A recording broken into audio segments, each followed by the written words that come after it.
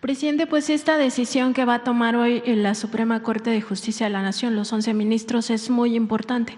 Hoy se va a decantar pues si estos ministros votan por un proyecto de nación como los corruptos gobiernos neoliberales que hemos tenido en el pasado, o si votan por el progresismo. En ese contexto, presidente, preguntarle pues acerca de estas decisiones que se tomaban en el pasado, decir que Alfredo Gutiérrez Ortiz Mena, el principal candidato a presidir el máximo Tribunal Constitucional de México, hombre cercano a Felipe Calderón, laboró de julio de 2008 a noviembre de 2012 en el Servicio de Administración Tributaria. Al frente de esta institución condonó 392,000 millones de pesos a grandes contribuyentes. De la lista que nosotros hemos revelado en contralínea sobre estos contribuyentes que fueron beneficiados, destacan 60. A esos 60 les condonó créditos fiscales de entre 1,000 millones de pesos y 7,000 millones de pesos. Preguntarle pues por estas decisiones que se tomaban en los gobiernos pasados, específicamente el gobierno de Felipe Calderón, de siempre ayudar a los más ricos, a las transnacionales, fuera por la vía de los impuestos, por la vía de la privatización de las empresas públicas, como lo hizo con Luz y Fuerza del Centro, a costa del dolor de la mayoría de los mexicanos. Y en ese contexto también preguntarle sobre esta falacia que siempre andan diciendo, que el pobre es pobre porque quiere, porque no se esfuerza, cuando en realidad los gobiernos pasados pues contribuyeron y de manera muy grave a esta desigualdad social, a esta brecha social entre ricos y pobres, al beneficiar siempre a la clase empresarial. Bueno, las dos cosas que plantea son muy buenas. A mí me gustaría dar respuesta primero a tu última reflexión. Eso es parte del pensamiento conservador. Se afianzó mucho en el Porfiriato, aunque viene de tiempo atrás, pero en el Porfiriato se decía que era un asunto de la fortuna, de la suerte, que desde que existía el mundo habían quienes tenían la suerte de salir adelante y otros, la mayoría, que no iban a poder salir adelante. Es decir, que el que nace pobre muere pobre. El pensamiento conservador es eso. Nosotros pensamos distintos, nosotros pensamos que tiene que ver con oportunidades y que tiene que ver con la movilidad social, que es responsabilidad del Estado o de los gobiernos, porque el más pobre, el hijo de un campesino, de un obrero, de un maestro, de un pequeño comerciante, con el estudio, con el trabajo, puede ascender en la escala social. Entonces, ellos cancelaron la movilidad social. Dijeron, no, pueden los pobres salir de pobres. Incluso se llegó a pensar, en el auge del pensamiento neoliberal recientemente, de que los que no entraban en una sociedad de consumo, los que no participaban en el mercado, pues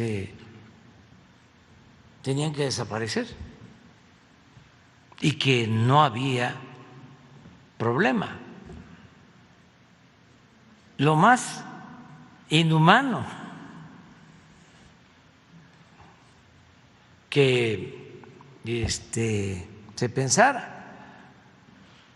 Por eso digo que aquí el neoliberalismo y el neoporfirismo no pudieron con nuestras culturas. Por eso hablo de la grandeza cultural de México, porque todo eso se resistió. Hay un mensaje y ojalá y lo rescatemos, nada más que va a estar difícil, de una señora, ayer lo vi o antier, que dice eso, de que el pobre es pobre, lo mismo porque no trabaja o porque vive del gobierno, y hay en el mismo mensaje la respuesta, que es muy buena. A ver si me acuerdo de…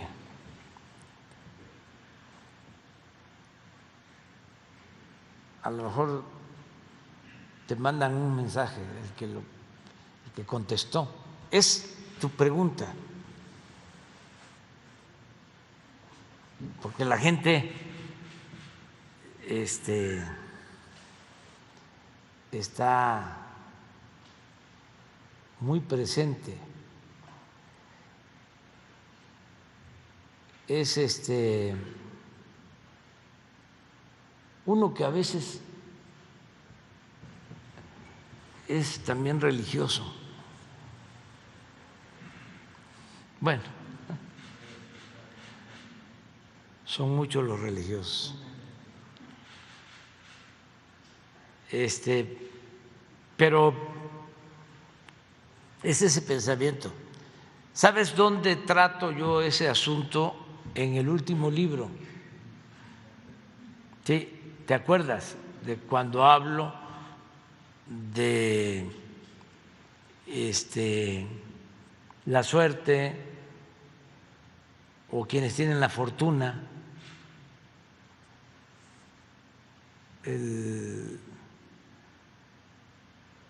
Creo que lo trato en la economía moral, sobre el pensamiento conservador.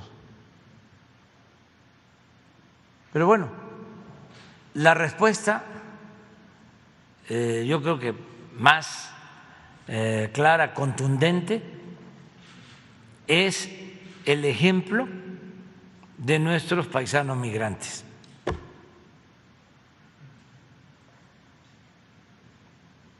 Si el pueblo de México fuese flojo,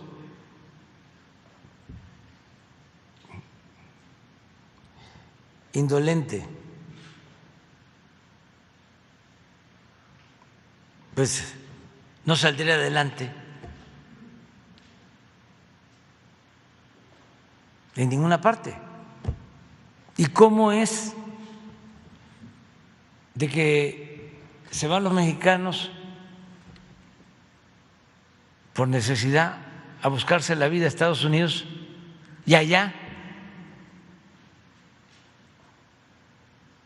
mejoran sus condiciones económicas y hoy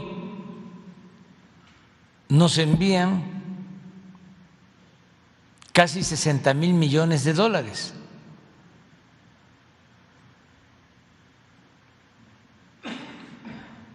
Envían a sus familias casi 60,000 millones de dólares. Es la principal fuente de ingresos del país. ¿Qué demuestra esto? Pues que el pueblo de México es un pueblo trabajador, un pueblo que sale adelante donde hay oportunidades. Nada de que está condenado el pobre a morir pobre. No. Y si no hay explotación, y si hay buenos salarios y se garantiza el estado de bienestar, claro que salimos adelante. México ya es no solo una potencia económica, México es de los países en la actualidad con mejor distribución del ingreso, con mejor distribución de la riqueza. Es de los países con más felicidad, con más esperanza. Nos querían quitar hasta el derecho a la esperanza. No han podido, por eso es el coraje. Y tenemos que seguir adelante, ese es el pensamiento que tenemos que seguir enfrentando y no enfrascarnos en discusiones que no nos van a llevar a nada. Es como se dice en mi tierra y en mi agua, cuando alguien está muy cerrado, ya no hablemos, siga usted su camino. Ya es muy difícil, pues, que nos entendamos. Su hijo, quién sabe. Su hija, porque es una nueva generación. Pero el caso de usted ya está muy avanzado. Y así nos pasa a todos. Pero la gente humilde, imagínense la ingenuidad que hay. Es un libro en blanco, porque no tienen prejuicios. El que ya tiene un poco de nivel académico, ya se siente que lo sabe todo. Está totalmente cerrado o es muy difícil que cambie, porque ya se siente conocerlo todo. Además, no quieren dar su brazo a torcer. Es muy difícil que digan, me equivoqué. Prefieren la autocomplacencia, el autoengaño. Nada más respetarlos, quererlos mucho, ¿no? Y razonar y argumentar, decir, no nos vamos a entender, te respeto mucho, no pelearnos, pero sí hay mucha gente que está tomando conciencia. Bueno, tan es así que la mayoría de la gente, la mayoría del pueblo nos apoya, la mayoría. Les comentaba yo lo del avión de ayer, pues es un señor que se para y otros a tomarse foto conmigo y muy respetuosos y todo. Y el señor también respetuoso, pero con ese pensamiento. Entonces ya le dije, no nos vamos a entender, pensamos distinto.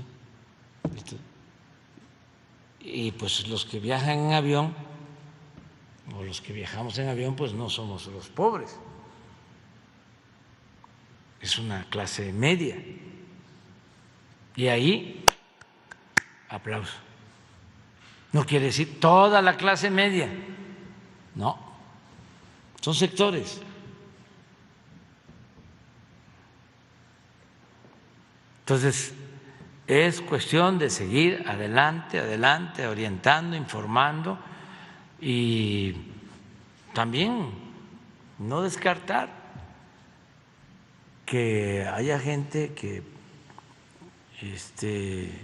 cambie, porque pues también la realidad es muy fuerte, muy evidente. ¿Sabes cómo van a seguir? Este señor, con todo respeto, bien terapiado.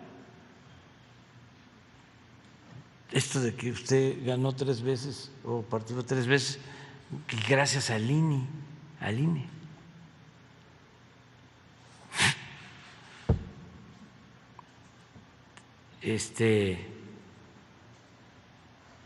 y desconociendo pues que lo que se está buscando es precisamente que se afiance la democracia, que se profundice en el hábito democrático, que no haya imposiciones, que no haya fraudes. Pero el señor pues no sabe de los fraudes. Si hay un país en el mundo, lamentablemente, vinculado a fraudes, es México. Y eso es lo que tenemos que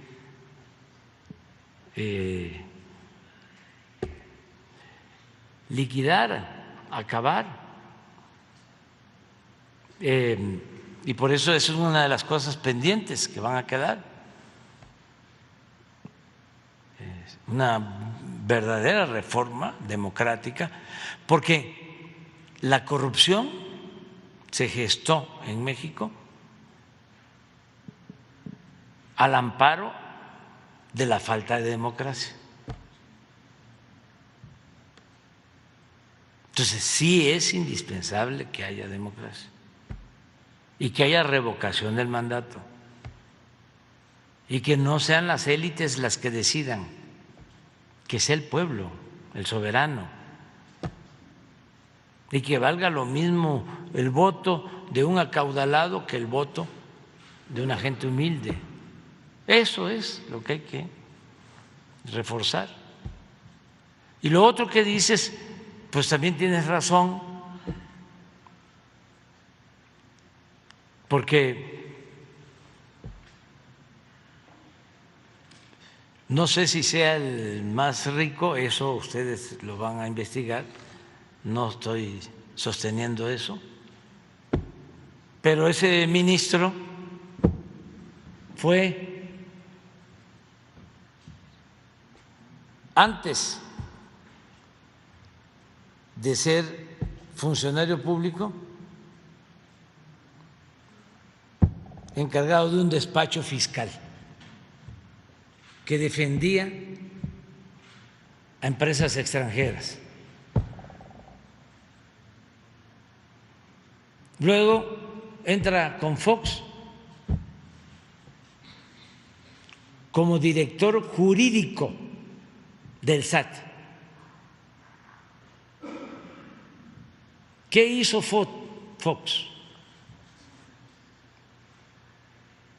Pues yo tengo la experiencia de que devolvió impuestos.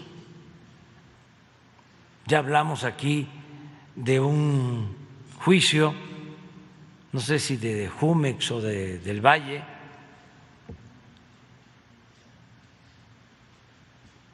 donde a esta empresa le devolvieron el IVA.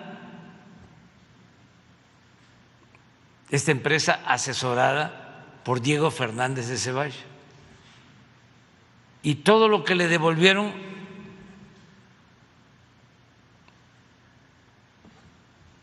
lo recogieron de los presupuestos de las participaciones federales a los estados. Como yo era jefe de gobierno, además de que protesté, pues me dolió mucho porque tuvimos que regresar dinero de las participaciones para que le entregaran a esta empresa su devolución del IVA. Yo no sé si entonces este señor era el director jurídico del SAT, pero luego lo ponen de director de grandes contribuyentes del SAT. ¿Cómo está la estructura de recaudación? ¿Quiénes son los que deben de pagar más? Los grandes contribuyentes, los llamados grandes contribuyentes. ¿Y a quiénes se les devolvían los impuestos? A los grandes contribuyentes. Y luego, director del SAT. En la época de los grandes contribuyentes y de las facturaciones falsas.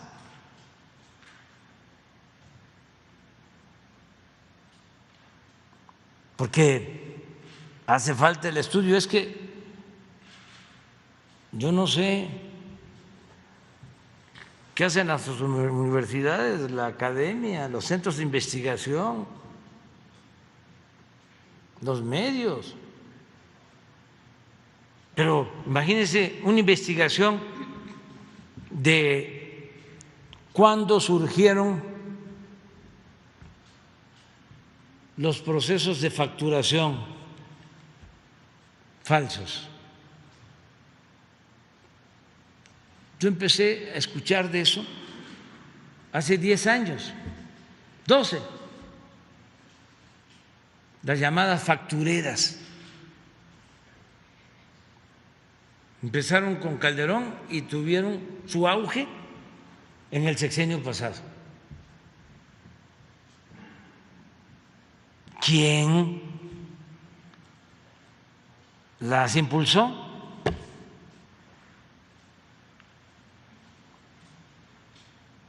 ¿Cuánto fue el desfalco a la hacienda pública?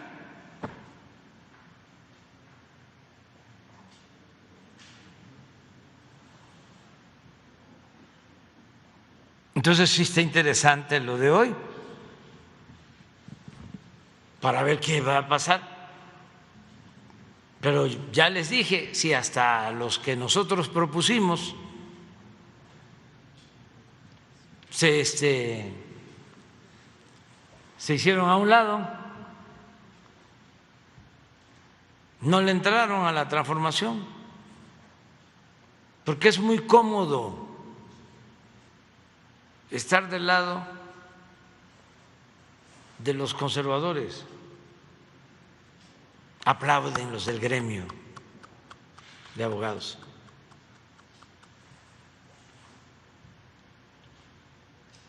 Señor abogado, honorable jurisconsulto,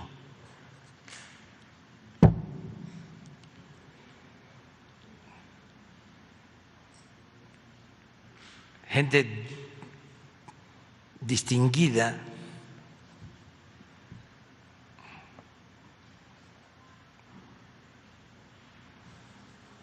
pues imagínense la fuerza que tenía ese gremio, que en la época de Salinas quitaron del Código Penal que la corrupción era delito grave, lo quitaron del Código Penal. Es hasta ahora, con nuestras reformas, que ya es delito grave. Pero estos ministros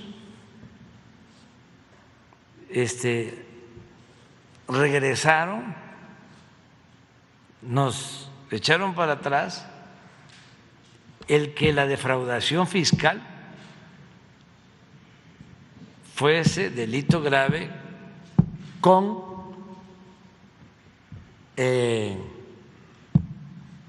detención preventiva.